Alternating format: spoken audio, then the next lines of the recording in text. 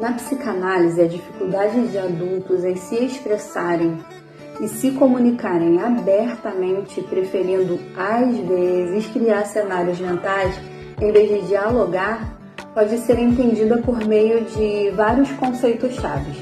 E o primeiro desses conceitos é o mecanismo de defesa. E o que são, Lucimar? Elas são as estratégias psicológicas inconscientes para proteger o ego de ansiedades, de conflitos internos ou traumas. E como afetam a comunicação? Elas podem distorcer a percepção da realidade e a forma como nos comunicamos. Por exemplo, o exemplo 1 que eu vou dar para vocês é a repressão. Afastar pensamentos ou sentimentos dolorosos da consciência, dificultando a expressão de emoções. E o segundo exemplo é a projeção, que é atribuir aos próprios sentimentos ou impulsos inaceitáveis a outra pessoa, levando a mal-entendidos e conflitos na comunicação. E um terceiro exemplo seria a racionalização. Justificar comportamentos ou sentimentos com explicações lógicas, mas falsas, evitando encarar as verdadeiras motivações. E logo em seguida nós temos o que na comunicação? Os complexos. E o que são os complexos? Eles são conjuntos de ideias e emoções inconscientes que influenciam o comportamento. Como eles afetam a nossa comunicação? Um complexo pode levar a reações exageradas ou irracionais em certas situações, prejudicando a comunicação. Por exemplo, um exemplo de inferioridade pode levar a pessoa a se sentir constantemente atacada ou menosprezada, dificultando o diálogo aberto e honesto. Nós temos também na comunicação a transferência. E o que é essa transferência?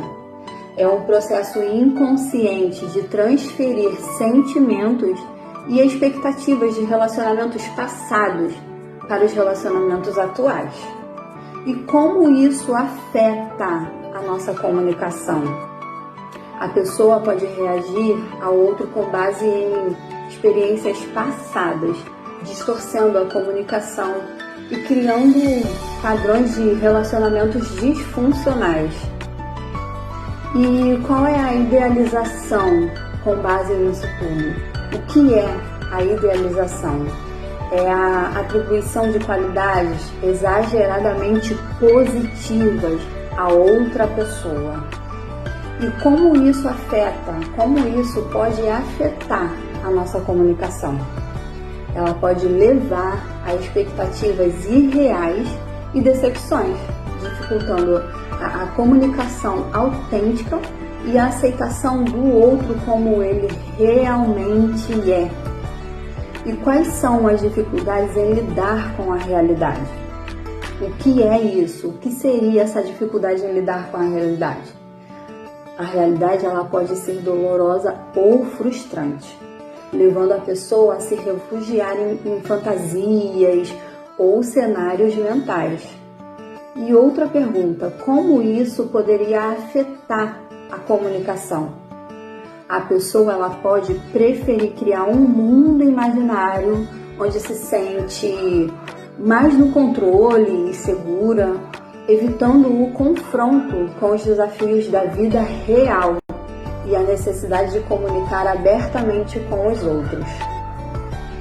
E o medo do julgamento? O que seria o medo do julgamento? A pessoa pode ter medo de ser criticada, rejeitada ou ridicularizada se expressar seus verdadeiros pensamentos e sentimentos. E como isso pode afetar a comunicação?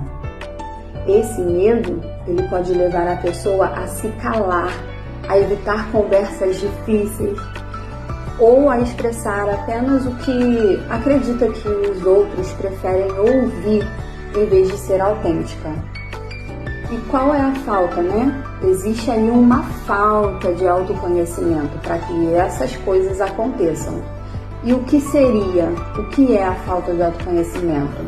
É dificuldade em compreender os próprios sentimentos, motivações e os padrões de comportamento.